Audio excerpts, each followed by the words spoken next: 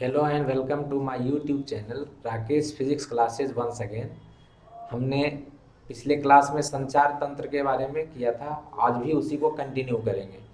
और इसमें जो क्वेश्चन है आपके सामने वो दिख रहा है आपको क्वेश्चन वाइज। यहाँ पे अंकीय संकेत कैसे बनाए जाते हैं, मतलब क्वेश्चन नंबर 20 से लेकर के क्वेश्चन नंबर 33 तक है जो हम डिस्कस करेंगे। पहला है अंकीय संकेत, जिसको हम एनालॉग सिग्नल बोलते हैं, सॉरी डिजिटल सिग्नल बोलते हैं। और एक अनुरूप संकेत होता है, उसको हम एनालॉग सिग्नल बोलते हैं। तो अंकीय संकेत का मतलब डिजिटल सिग्नल होता है, और डिजिटल सिग्नल में केवल 0 1 2 बिट का प्रयोग किया जाता है। और 0 1 2 अंक जो डिजिट बोलते हैं उसका प्रयोग करते हैं। बाकी बिट में वो 0 1 को बिट भी बोलते हैं, लेकिन वो आजकल 4 बिट से शब्द बनाए जाते हैं, या उसके क्या कहते हैं मल्टीपल्स भी बनाए जाते हैं, उसके गुणज के रूप में भी बनाए जाते हैं। तो अंकीय संकेत जो होते हैं उन्हीं दो 0 1 कह सकते हैं, उसके बिट से 4 बिट का होता है वो संकेत होता है, और उसका मल्टीपल्स भी होता है जिससे हम बनाते हैं। तो 0 1 का मतलब ये होता है कि या तो सिग्नल 0 पे रहेगा या तो 1 पे रहेगा, या तो 0 पे रहेगा या तो 1 पे रहेगा। तो ऐसे सिग्नल जब चलता है तो इसको हम 0 या 1 के बीच में बोलते हैं। तो ये डिजिटल होता है, ये अंकीय संकेत होता है। और जब कंटिन्यूअस चलता है, एकदम लगातार चलता है, तो इसको बोला जाता है एनालॉग। ठीक है ना, तो इसको एनालॉग सिग्नल बोलते हैं, अनुरूप संकेत बोलते हैं, इसको अनुरूप संकेत बोलते हैं, इसको डिजिटल बोलते हैं, तो इसको अंकीय संकेत बोलते हैं। तो ये डिजिटल है, ये एनालॉग है। तो एनालॉग सिग्नल और डिजिटल सिग्नल जो होता है उसके अंदर यही होता है कि ये 0 1 का प्रयोग करता है, केवल 0 1 का, और ये जो है कंटिन्यूअस होता है। तो इसमें पूछा जा रहा है आपसे कि अंकीय संकेत कैसे बनाए जाते हैं। तो अंकीय संकेत में 0 1 का ही प्रयोग करते हैं, लेकिन 4 बिट शब्दों का प्रयोग किया जाता है, और उसका गुणज 4 बिट शब्द, मतलब जैसे एक साथ 4 होगा, 1 0 टाइप का, 1 1 1 1 इस तरीके से। तो 4 बिट के शब्द होते हैं, लेकिन 1 और 0 का ही केवल प्रयोग होता है। तो ये ध्यान रखना है कि 4 बिट शब्दों एवं उसके गुणज से अंकीय संकेत बनाए जाते हैं। तो पहला का होगा, पहला का जवाब क्या हो जाएगा, 4 बिट शब्दों, बिट ऐसे शायद लिखा जाता है, 4 बिट शब्दों एवं, ठीक है ना, एवं उसके गुणज से।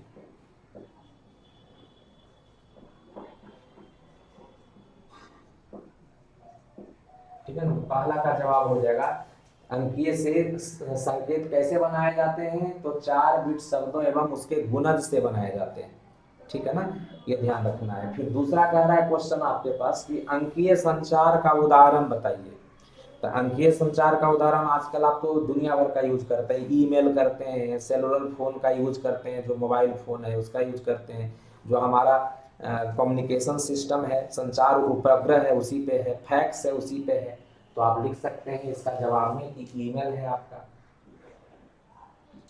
है ना, ईमेल, सेलुलर फोन बोलते हैं आप।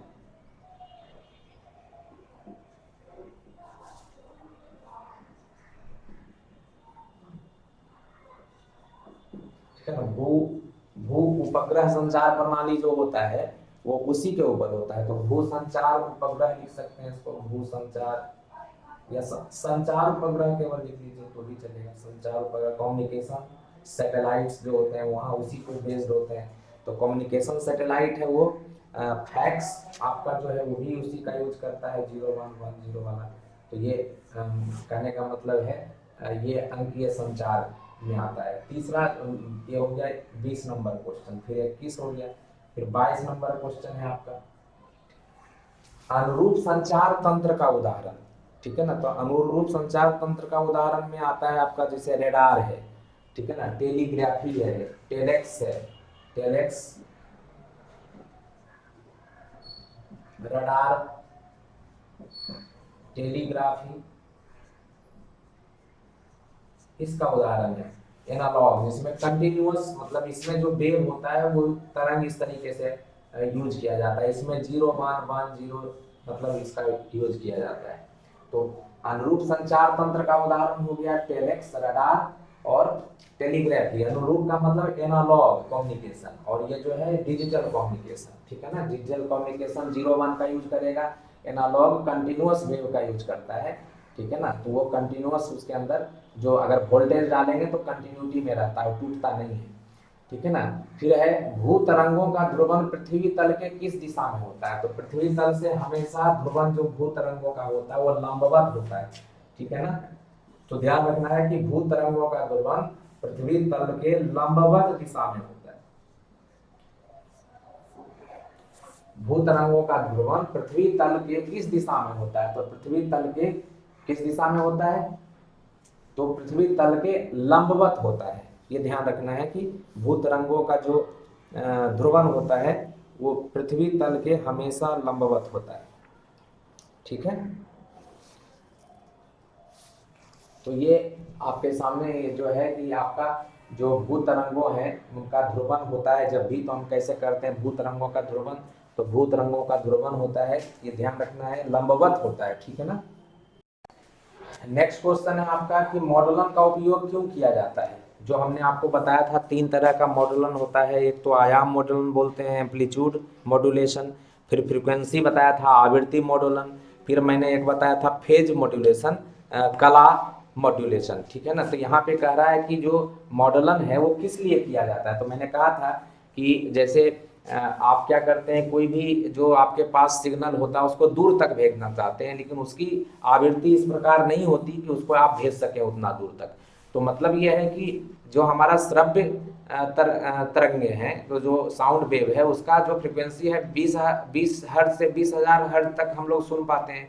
अब उसको अगर हमको वीडियो सिग्नल के साथ भेजना है तो वीडियो सिग्नल का फ्रिक्वेंसी अलग होता है, 30 से लेकर के 300 मेगाहर्ट्ज तक होता है। तो इसका मतलब है कि उसका एनर्जी अलग है, इसकी एनर्जी अलग है, या दोनों का फ्रिक्वेंसी भी अलग है। तो फ्रिक्वेंसी अगर अलग है तो एनर्जी अलग होगा, क्योंकि एच न्यू जो है उसकी एनर्जी होती है। इसका मतलब ये है कि आप अगर वीडियो सिग्नल भेजेंगे तो वो पहले पहुंच जाएगा, और जो साउंड सिग्नल है वॉइस को भेजेंगे तो बाद में पहुंचेगा। तो वीडियो पहले दिख जाएगा और उसका जो साउंड है वो बाद में सुनाई पड़ेगा, तो देखने में वो अच्छा नहीं लगेगा। इससे क्या, इसके लिए क्या करते हैं, तो जो कैरियर वेव है मतलब वाहक तरंगों के ऊपर उसको रख दिया जाता है जो आपका साउंड वेव है, और उसी के साथ वो चला जाता है और बाद में वहां जाके उतार लिया जाता है, जिसको मॉड्यूलेशन मैंने कहा था, एम्पलीट्यूड मॉड्यूलेशन बताया था। तो मॉडुलन का उपयोग किस लिए करते हैं, तो आप कह सकते हैं कि जो तरंग है उसको दूर तक संचार प्रणाली में हम क्या करते हैं, उसको दूर तक भेजने के लिए करते हैं। तो सूचना का लंबी दूरी तक प्रसारण किया जा सकता है इससे, है ना। तो लिख सकते हैं नेक्स्ट वाले में क्या लिखेंगे, जो आपका है मॉडुलन का प्रयोग क्यों किया जाता है, तो लिखेंगे सूचना का लंबी दूरी तक प्रसारण करने के लिए, ठीक है ना। सूचना का 24 का आंसर हो जाएगा, सूचना का प्रसारण लंबी दूरी तक करने के लिए, लंबी दूरी तक भेजना है तब लंबी दूरी तक करने के लिए।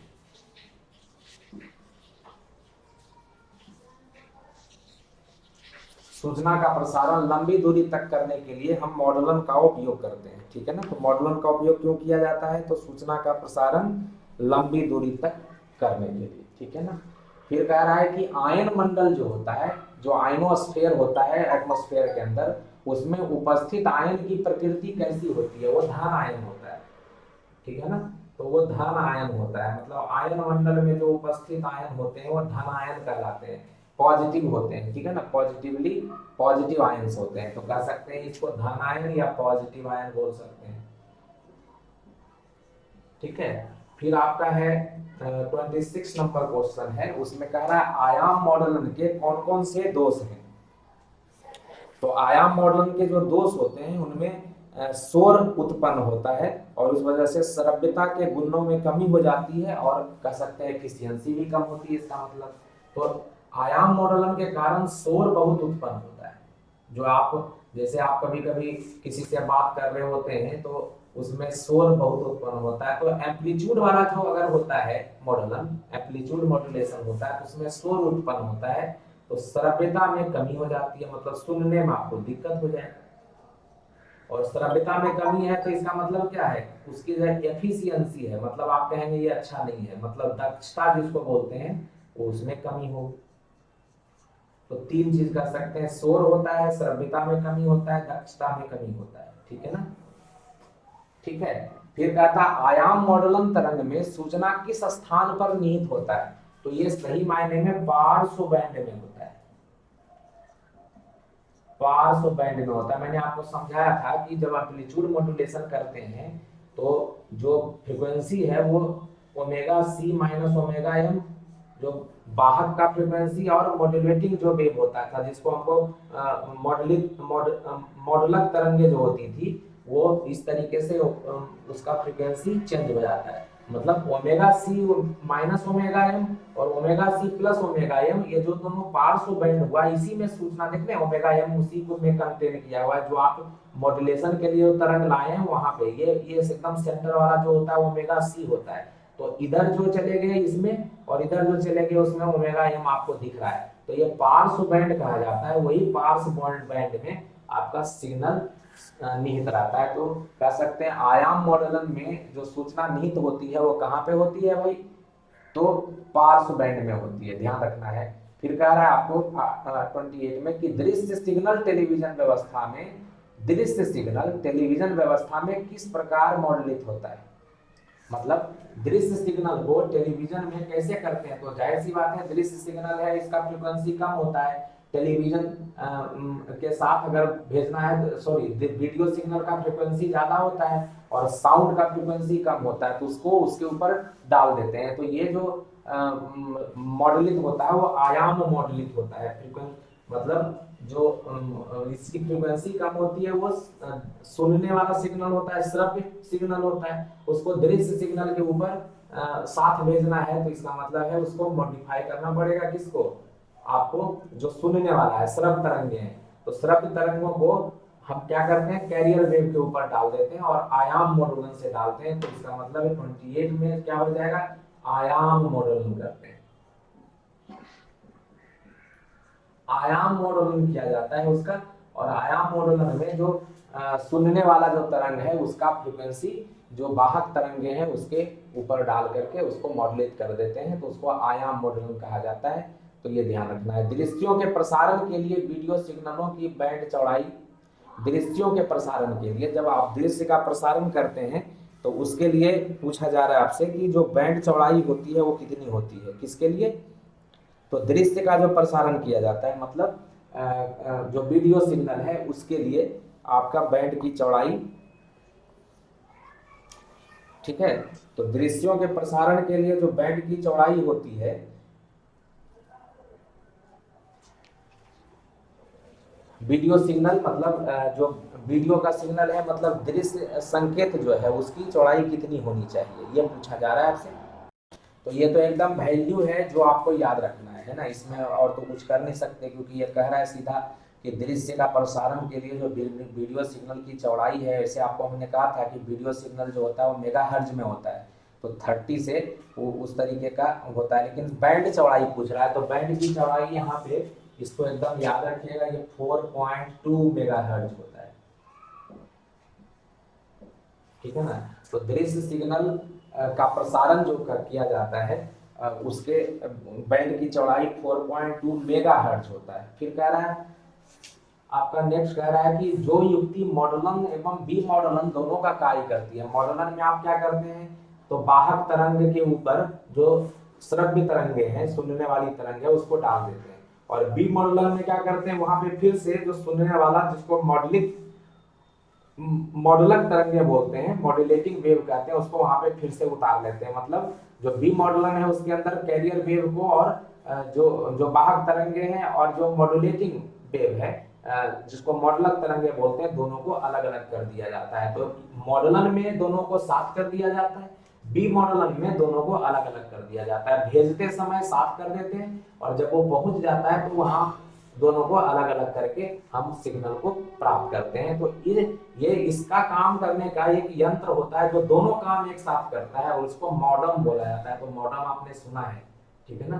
30 नंबर का जो क्वेश्चन है वो मॉडम के बारे में खुद सुने होंगे, तो मॉडेम बोला जाता है इसको, या मॉडम भी बोलते हैं, मॉडेम कह लीजिए, या MODEM मॉडम भी बोलते हैं, ड भी बोल देते हैं।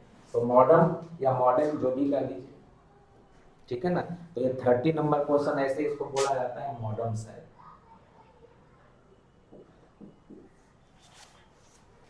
तो फिर कह रहा है प्रकाशीय संचरण में जो आपका ऑप्टिकल कम्युनिकेशन है, ऑप्टिकल कम्युनिकेशन, संचरण का मतलब ऐसे ट्रांसमिशन है, तो ऑप्टिकल कम्युनिकेशन या संचरण जो है उसका मतलब ट्रांसमिशन में जो प्रकाश स्रोत होता है, ऑप्टिकल ट्रांसमिशन में जो प्रकाश स्रोत होता है उसके लिए क्या प्रयोग किया जाता है, तो ये लेजर डायोड का प्रयोग किया जाता है, ठीक है ना, लेजर डायोड बोलते हैं, लेजर डायोड भी कर सकते हैं।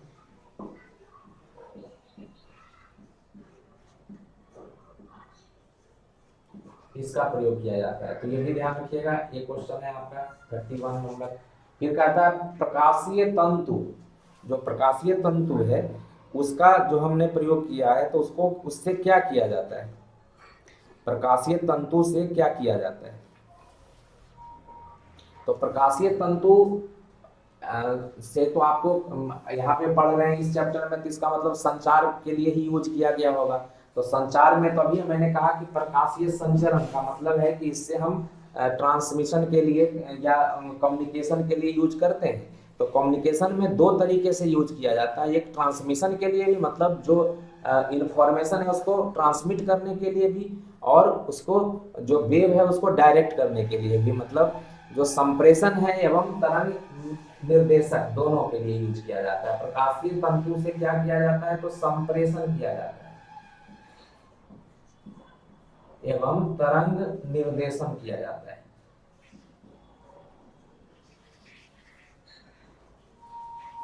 तरंग निर्देशन दोनों के तरह प्रयोग किया जाता है, या निर्देशन भी बोल सकते हैं, ठीक है ना, ये दोनों के तरह प्रयोग किया जाता है।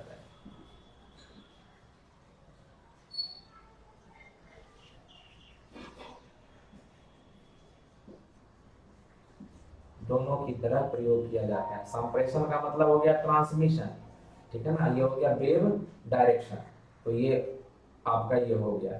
33 है आपका भू स्थिर उपग्रह की पृथ्वी तल से ऊंचाई कितनी होती है, तो ये 35,930 किलोमीटर होता है, जनरली 36,000 किलोमीटर बोला जाता है, 35,930 किलोमीटर, ये इंपॉर्टेंट है क्योंकि संचार व्यवस्था में भू स्थिर उपग्रह की बहुत क्या कहते हैं आवश्यकता होती है, और भू स्थिर उपग्रह इसलिए बोला जाता है क्योंकि ये पृथ्वी के सापेक्ष, ये जो पृथ्वी है यहाँ पे अगर ये मान लीजिए घूम रहा है पृथ्वी के, ये आपका पृथ्वी है और यहाँ पे उपग्रह घूमता है, तो आप यहाँ से अगर देखेंगे तो आपके ये इस हर एक पॉइंट के सापेक्ष ये स्थिर रहता है, तो स्थिर इसलिए बोलते हैं क्योंकि पृथ्वी के सापेक्ष ये स्थिर दिखता है, तो इसलिए इसको बोला जाता है भू स्थिर उपग्रह। और भू स्थिर उपग्रह की ऊंचाई पृथ्वी के सतह से 35,930, जनरली इसको 36,000 किलोमीटर बोला जाता है, तो 36,000 किलोमीटर अगर दिया हुआ है तो ठीक है, और नहीं तो जो उसका वैल्यू होता है वो ये होता है 35,930 किलोमीटर। तो ये आपके सामने जो वैल्यू है वो ध्यान रखिएगा, वो स्थिर उपग्रह के बारे में पूछता है। और जो नेक्स्ट है आपका, उसके बाद हम लोग कोई दूसरा चैप्टर करेंगे, इतना क्वेश्चन आपके सामने रखा मैंने, तो इसको करिएगा, फिर नेक्स्ट चैप्टर में हम लोग कुछ क्वेश्चन के साथ मिलेंगे, ठीक है, तब तक इसको पढ़िए।